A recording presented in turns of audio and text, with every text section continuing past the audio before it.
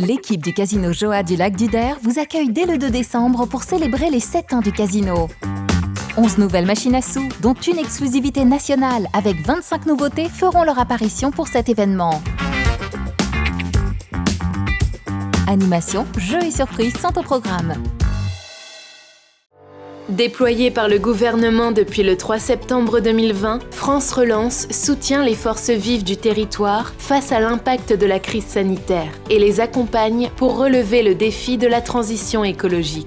Découvrez dès maintenant les structures accompagnées en Haute-Marne ainsi que leurs projets sur les réseaux sociaux et le site internet de la préfecture à travers de courtes capsules vidéo. Ce week-end, les Sermésiens ont couru pour le Téléthon. L'association Comal Solia 51 vous propose une visite du petit truck en plus. À l'hôpital de Vassy, la niche et la chapelle seront restaurées prochainement.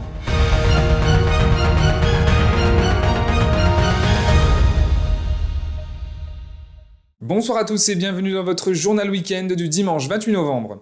Ce week-end, à la salle des fêtes de Sermaises-les-Bains, les habitants ont enfilé les baskets pour la première édition de la Love Run by Téléthon. Une soixantaine de Sermaisiens ont donc participé à 2 parcours de 5 et 8 km et demi afin de se mobiliser pour cette cause nationale. Cette année, la 35e édition du Téléthon aura lieu le 3 et 4 décembre prochain et aura pour thème la lumière, un reportage d'Alison Godefroy. Chères Françaises et chers Français établis hors de France, chers amis du Téléthon. Comme chaque année, l'AFM Téléthon présente des actions et se place comme le rendez-vous à ne pas manquer. Cette année, la 35e édition du Téléthon aura lieu le 3 et 4 décembre et aura pour thème la lumière. C'est pourquoi cette année, encore avec ferveur, je m'adresse à vous pour vous encourager à une grande mobilisation derrière ce mot d'ordre, le Téléthon peut tout changer. Ce week-end, à la salle des fêtes de Sermaises-les-Bains, les habitants se sont préparés à la première édition de la Love Run. Cette action est en faveur du Téléthon et a proposé vendredi soir 2 parcours de marche. Une soixantaine de Sermaisiens étaient présents pour ce temps fort. On a deux circuits, donc un de 5 km et un autre de à peu près 9 km. Donc on s'arrête au bout de 5 km pour les personnes qui ont des difficultés à marcher, bien évidemment. Et puis les autres poursuivront pour faire les 9 km. Environ 10 personnes bénévoles ont préparé cet événement sur 3 jours. L'objectif, recueillir le plus de fonds possible pour la recherche. J'ai pris un engagement face à l'AFM Téléthon parce que je suis un petit peu concernée avec un petit-fils qui a une maladie génétique. Et donc c'est ma façon d'être pour le combat des familles, aux côtés des familles. L'objectif, bien sûr, c'est collecter toujours de plus en plus de fonds pour la recherche. Donc il y a de nombreuses avancées et ces avancées, il faut qu'elles continuent. Sur les affiches, on voit que le Téléthon a tout changé et le Téléthon peut tout changer grâce aux thérapies géniques et aux thérapies cellulaires. Pour le maire de la commune, cette action est très importante et permet de rassembler des fonds nécessaires pour la recherche médicale, notamment pour les maladies génétiques. Je pense que c'est une très bonne chose. Il faut des fonds, de toute manière. Et je crois que les chercheurs, ils attendent toujours. Ils attendent toujours les fonds pour pouvoir travailler. Donc ça permet d'améliorer et d'avancer dans les recherches.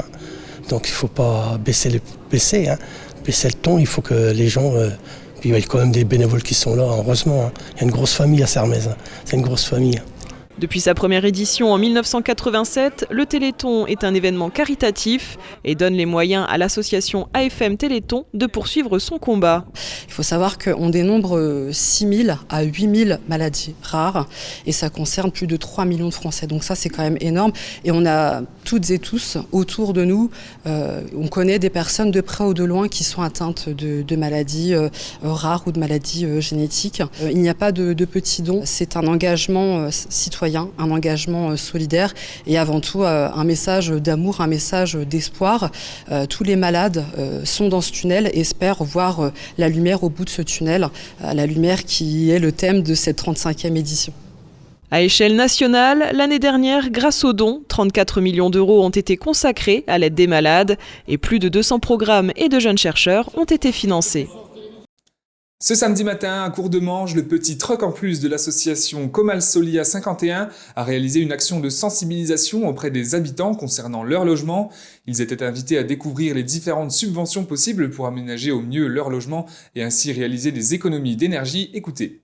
J'organise des sorties avec le truck qui est derrière nous pour montrer toutes les petites astuces, les petits outils que l'on peut trouver au quotidien et maintenir le bien vivre chez soi. Donc vraiment en fonction de la difficulté de la personne ou du handicap, il existe plusieurs moyens qui peuvent aider dans ces petites tâches-là du quotidien. Le petit truc en plus, donc, qui permet d'appréhender l'adaptation du logement de manière un peu ludique et différente. Donc ça permet de montrer les équipements assez simples et de se déplacer sur les communes de la Marne. Donc là c'est plus pour informer. Ensuite nous, si les gens sont éligibles et veulent faire leurs travaux, on les accompagne dans leur dossier de subvention. On les accompagne aussi techniquement en allant chez eux pour faire une visite du logement. Après on les accompagne jusqu'au financement de leur projet. Et merci à Lina Tran pour les images. Je vous propose tout de suite de passer à notre image du jour, à la rencontre de Pablo Raison. Passionné de géographie, ce jeune artiste de 21 ans a mis récemment au monde sa dernière création. Après quelques coups de crayon, il nous propose ici une représentation de l'Est de la France, sur laquelle nous pouvons donc apercevoir les départements de la Haute-Marne, de la Marne et de la Meuse. Ses œuvres sont à retrouver sur ses réseaux sociaux Twitter et Instagram. À Vassy, un trésor se niche dans l'hôpital. En effet, une chapelle et des statues se trouvent en plein cœur de l'établissement. Un secret bien gardé, mais qui doit être révélé pour sa restauration. Des travaux vont en effet être mis en place rapidement et doivent être le sauvetage d'un bijou du patrimoine. Un reportage de Thibaut Combe. Dans l'hôpital de Vassy, un secret bien dissimulé est resté intact depuis quelques siècles.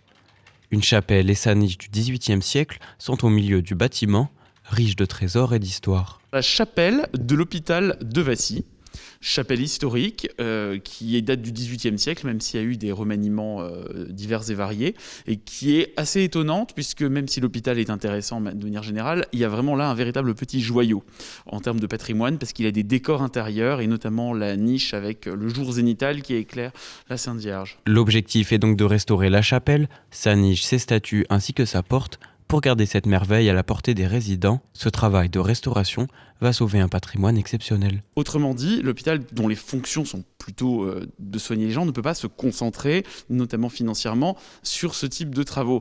Par contre, le patrimoine, il est bien là et il est nécessaire de le restaurer, de l'entretenir, de le mettre en valeur, y compris pour les résidents.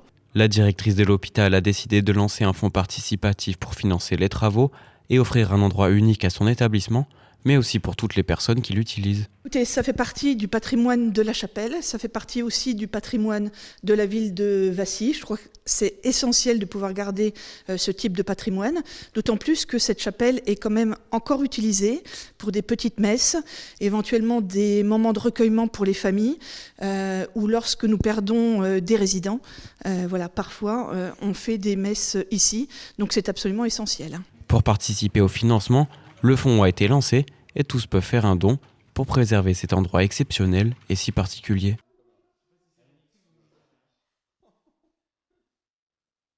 Et voilà, c'est la fin de cette édition. Merci à tous de l'avoir suivi. Dans un instant, vos prévisions météo de demain, présentées par Alison Godefroy. Très belle soirée à tous. Toute l'actualité qui vous concerne, à voir et ou à revoir, dès maintenant sur puissancetélévision.fr et sur notre application mobile. Besoin d'envoyer des fichiers, même de très très gros fichiers? Suisse Transfert. Jusqu'à 50 Go, gratuit, sans inscription, et vos données restent en Suisse. Suisse Transfert, par Infomaniac.